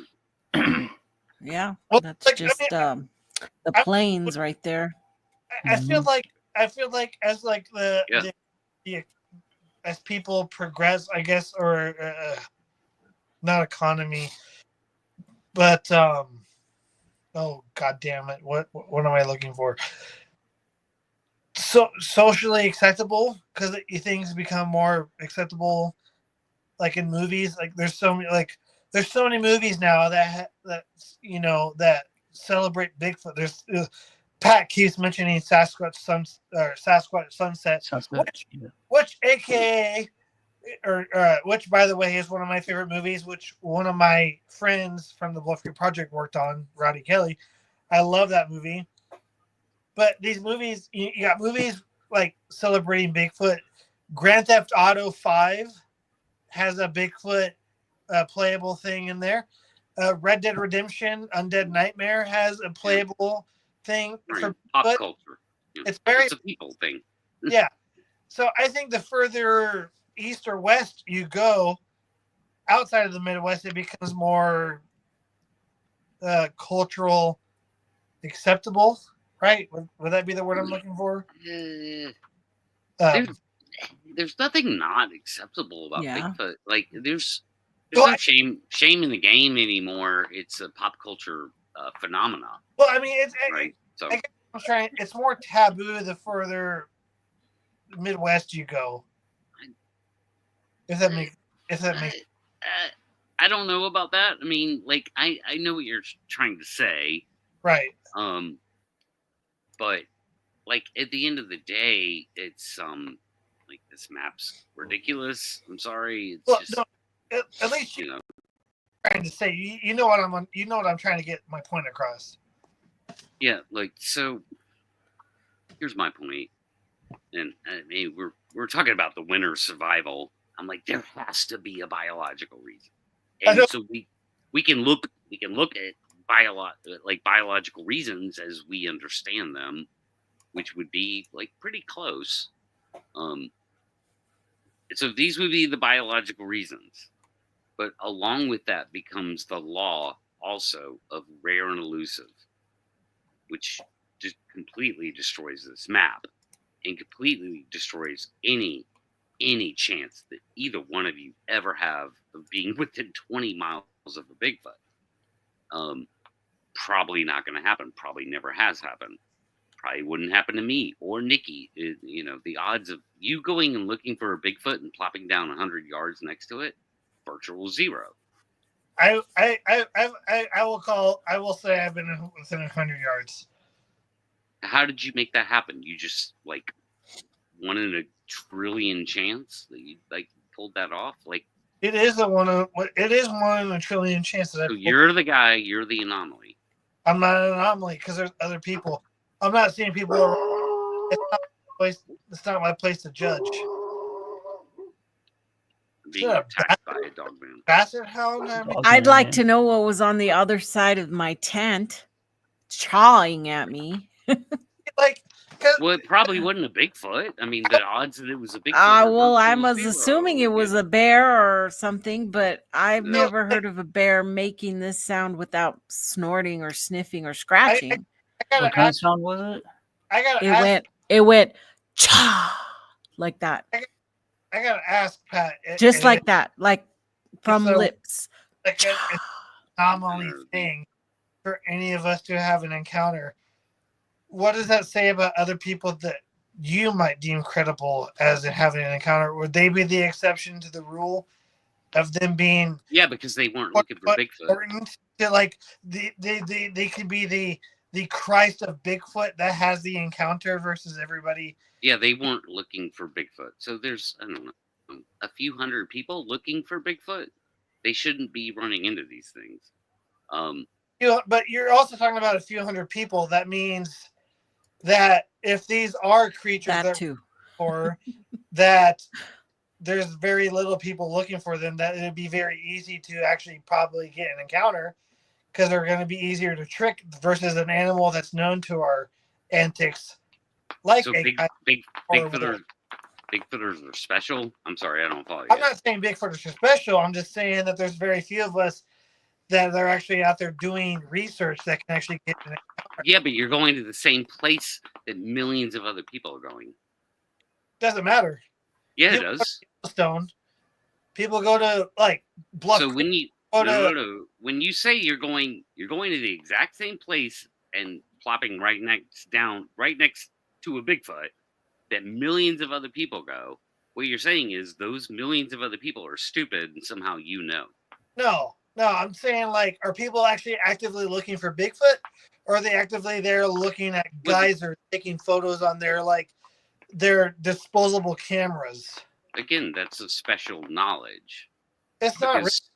Yeah, so when you hear the knocks and the whoops and all the Bigfooty shit, you know it's Bigfoot, but all those other millions of people, they were just oblivious to it. What if a hunter heard those knocks? Then you had a Bigfooter that heard those same knocks. Then a hunter's like, oh, I've been in the woods my whole life and never heard anything weird. And they wrote it off as like something else. Hearing knocks isn't weird. Like, knocks are a part of nature. I mean, knocks are very natural. Anything could be kind of as not like a squirrel can make like a little weird, it could make a weird like sound, which makes a knock sound. I mean, there could be anything. Yeah, but you're only hearing that. Like, if a squirrel makes a little sound, it's 10 feet away from you. Like, you're not hearing it from a hunter that even 50 yards. But you're not going to attribute a weird sound to Bigfoot stuff. What I'm saying is, not. I've heard knocks. In a weird way, Bigfooters have like an unfair advantage. Because in a way, I would say learning about Bigfoot also teaches you about the natural environment around you. So you kind of sounds very convoluted. You kind of have to learn about the natural environment around you, what animals are in that area, so you don't get freaking fooled by a red squirrel or a barred owl or whatever's in your area. Like, you know what I'm saying? If that makes sense. Actually, it doesn't. It's a little convoluted. Sorry, but well, I know that 80 million people go adventuring in the woods every year, and only only a few dozen come back talking about how Bigfoot was banging on a tree or whooping at them and or pissing on their tent, whatever. And it just so happens that those 100% level, those are Bigfooters saying that. And so that makes me kind of go, well, that's pretty conclusive. That's a narrative. You said 80%. What was it? 80 million. 80 million people go adventuring into the woods every year. And 100% of those 80 million. That means all the 80 million people. Right? Yeah. They don't come back talking about wood knocks and shit. You said it's only the Bigfooters that ever do. It's like Jeff says. If you put 5 plumbers in the woods, you have a fun night in the woods. If you put 5 Bigfooters, if you don't see what's making the knock, then it doesn't mean anything. It just doesn't. Not. To me, it's just part of nature. You can't the put trees Bigfoot knock, the trees fall, the limbs fall, the squirrels throw shit at you. It's all kinds of stuff. Pine cones fall. I mean, pine cones, yeah. You have to see it. You have to see it. When somebody comes and says, I saw the Bigfoot throw a stick at me, okay, that's different. But people don't say that. They say this limb came, or something fell over there or whatever. And we know trees make noises out there when they fall, We heard that firsthand up there in Mount St. Helens, the biggest damn tree ever. And the next day, for 3 days, Brent and Dakota went out there looking for that damn tree and they couldn't find it. Even though we heard that tree fall that night, it's just impossible to find sometimes the sources of where these things come from. Yeah, we all heard it. In the woods, you can hear a downfall tree, like a tree falling down. You can probably go out the next day and find like 4 of them and never know which one fell. Yeah. I mean, we so thought we would find that tree though. Wait, what, Pat? I think I could find the fresh tree. I mean, yeah. If you think that Brent couldn't find that tree, yeah, he would have found that tree if he could. If it was, it is just crazy. Brent. We all pointed to the same place that we heard the tree fall, so we had a perfect area where they went to go search, and it's just so dense out there that they couldn't find it. Brent slapped me silly with how prepared he was. Like him and Tristan, oh my God, those guys were so prepared. Like, yeah. Tristan and Brent are on point when it comes to field research. Tristan, that's it. I appreciate that. Thanks. You guys are like, you know what? As somebody who's really interested and involved in like Bigfoot research as I want to be, you guys have it on point. And like I always learn from people like you guys. But like I like having these conversations because it keeps me grounded. Let's have this conversation. Like these conversations keep me grounded as not being like a crazy I'm calling it crazy woo kind of person. Yeah, it is, but I still see the flaws. That's the problem. There's obviously going to be flaws, and no matter what we. Yeah, it's the great contradiction that neither one of you can overcome. There's only one way. There's an undiscovered primate living in North America. Again, I'm talking undiscovered primate. There's only one way. It would have to be, and that's the important key law. It would have to be rare and elusive, which means you guys aren't. Yeah. You can't just go plop down next to it. I'm sorry. If I said, "Hey, Tristan, go find me a black bear tomorrow," non-habituation. No, you don't go to the picnic tables. Okay. I go out in nature and find me a black bear and take a picture of it. You couldn't do it. Non-habituation. Is actually where I could go. Yeah. Okay. Where they're at. I would habituation areas. That one. I actually do know where they're at. Yeah. Okay, so that's what I'm saying. Non-habituation. I would argue that Tristan and I, non-habituation, can go out in the field and find you a black bear and take a picture of it. Tomorrow? Yep. No, absolutely not. 100%. No, you're talking about going to a zoo and taking a picture of a black bear. Nope. That's Nope. not what I'm talking No, about. there's actually a few places near me where I could go. And I know where the black bear are. Again, habituation. No, habituation means that you're feeding them and they're comfortable with people, with you. That's an habituation situation. That's what Matt Moneymaker always talks about. Like people like, I've had a Bigfoot come on my porch. That's exactly what I'm not talking about. Is not habituation. No, that's what I'm saying. Tristan and I could do that. I mean, if Tristan just happens to have a lot of black bear activity near his backyard, then that's one thing. Sort of, but yeah. I would argue that there's some habituation involved in that because they come around so often because there's trash and there's food and there's people and there is a habituation element to that. No, if whatever Tristan plucked you out, brought you to North Georgia and say, go find me a black bear, if there's plenty of them, you wouldn't be able to fucking do it. Okay. How many times have you had a black bear come into camp? Either one of you.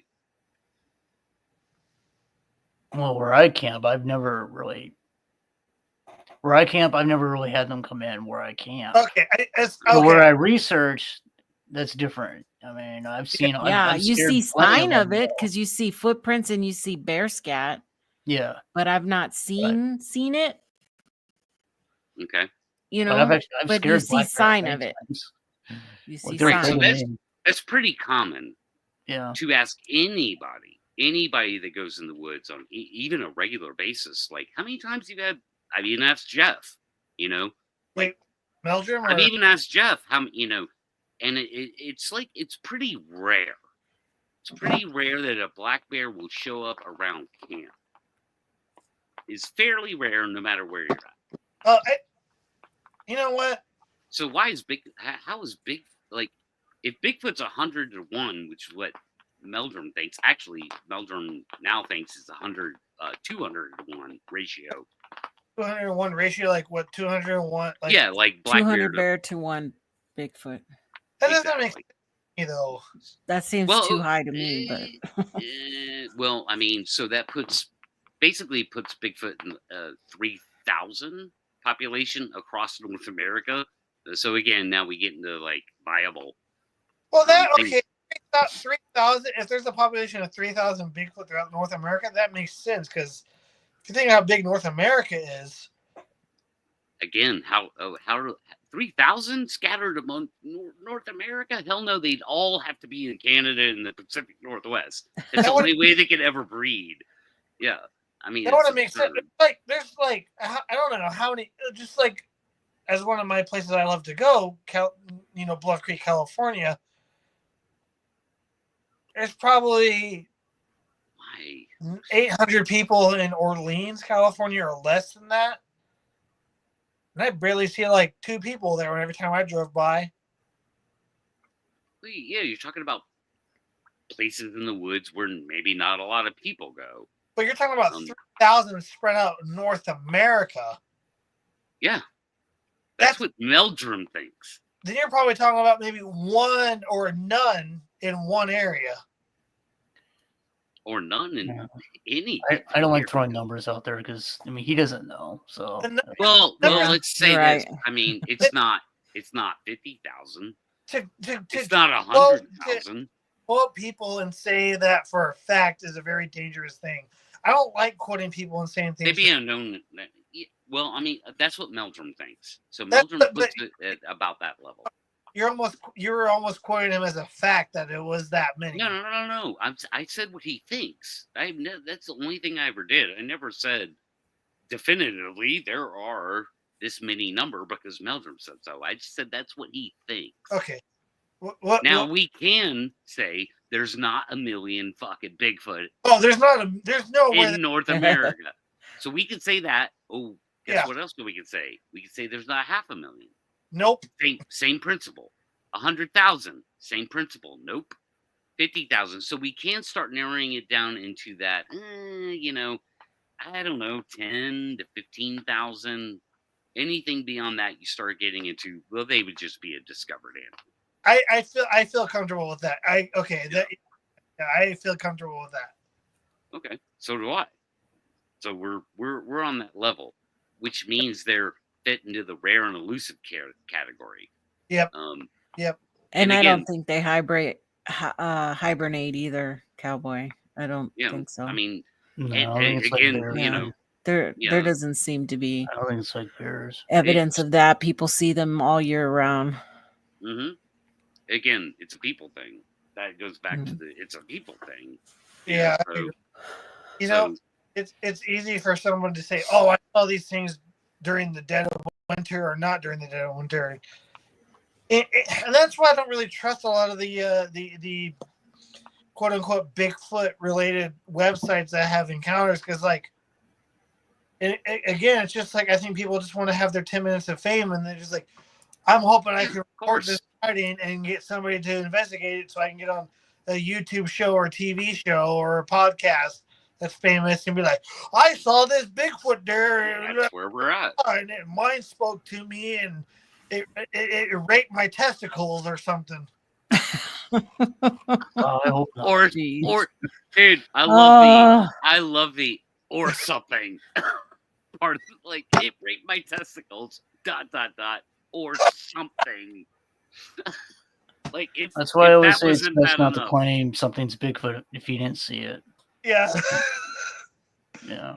Or even to claim it at all is what I say. But I mean, again, I only come to the table only trying to bring an understanding of reality to the subject, and maybe there's something more going on than reality. Whatever that is. Again, nobody can quantify that. Nobody can say what that is. Right. I'm perfectly willing to go, I don't know, maybe there's more to the story that we don't know. Okay, cool. I'll leave that there. But to dive into the undiscovered primate brings up all these questions that we do have an understanding of reality. Right. Just like we started like talking about winter. How could they survive? Well, hey, let's look at the macaques. Let's take that. Let's take the double layered fur and the extra layer of fat. Okay, what does that mean? Okay, that means a lot of like work through the summer. And do you guys think Bergman's law applies to Sasquatch as it does to other biological animals? Because with Bergman's law, with size, right?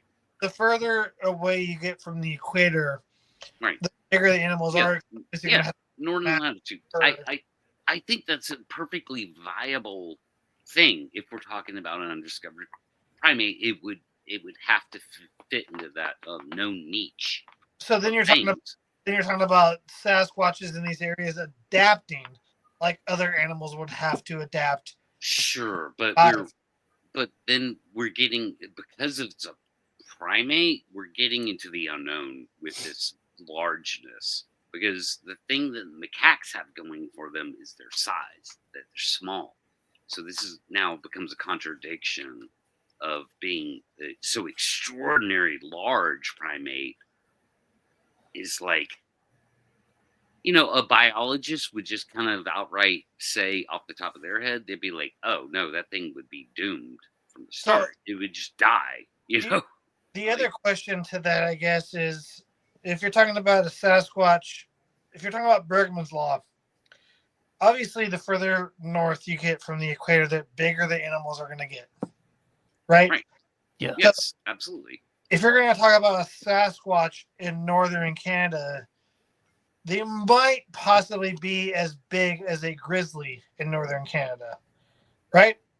I don't know about that. Like, I mean, just they might have to sustain on the same type of food to live in that type of environment. And if there's, let's just say there's a couple potential real encounters.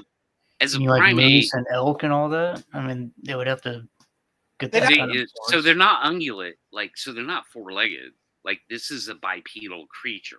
No, but they would have about the same type of food that these ungulates are living off of to live in. Yeah, sure. They would have the same food source, absolutely. So if they're eating that much food and berries, they'd be really bulky. They could be, yeah. I mean, I'll grant that. They could be real big and bulky. Yeah, absolutely. I feel like any spot there would be bears or mountain lions that are eating off that food source. Another predatory animal like a Sasquatch in that same environment, depending on the environment it's in the United States, would have to be surviving on that same type of food source. So therefore, I would think it would kind of fall into that same category. That it would be something about that size for that area. If I'm making sense here, I know I'm not kind of making sense. You mean for migration? No, he's saying Bergman's law, like, you know, so the ones down south would be leaner or maybe like Yeah, more lanky, tall, more lanky and stuff, less bulky. Yeah, could happen. We don't know. Maybe. We don't know, I mean, guys. Seems like the same conversations though that we keep having about this subject. I think Yeah. I think until these things get discovered, I mean, we're always going to have the same conversations. Like, what do they eat during the winter? You know, where are they at? Do they migrate? Do they not migrate? You know, but like I tell where they don't migrate. I mean, again, we can start drawing lines in the sand. See, that's the thing that people are uncomfortable with doing. They don't migrate to Hawaii. Right, and just like they can we make we'll make that solid, okay? They don't swim and migrate to Hawaii. To me, it's just as rock solid to say they don't migrate from Georgia to Florida. Like that's the same thing to me. Is what you're saying? Hawaii is the same exact thing. There's just no viable path. Okay, I mean, I will argue. But at the same time, can you agree that there could be one, say, a rogue Bigfoot that could wander? Yeah, that's not gonna save their population. No, that won't. Yeah. But it could explain sightings in weird areas. It could Arizona, explain. Like, there's places in deserts like where they've seen them. So, but you guys, it is 7:00. It is 7, and we have to wrap it up because this show is 2 hours long. I gotta go to bed. I gotta go to work tomorrow. So we had a great conversation. I appreciate all you guys who hung out in the chat and all your comments. Everything's welcome here. We're just having a conversation, and it was a good one. I mean, it's one that we have often, but that we can agree to not agree is okay. It's okay because we're just speculating, and we're running the numbers. We're just running the numbers and seeing what's plausible. If you believe they just transport themselves out of places, that you can do that if you want. But I will not do that.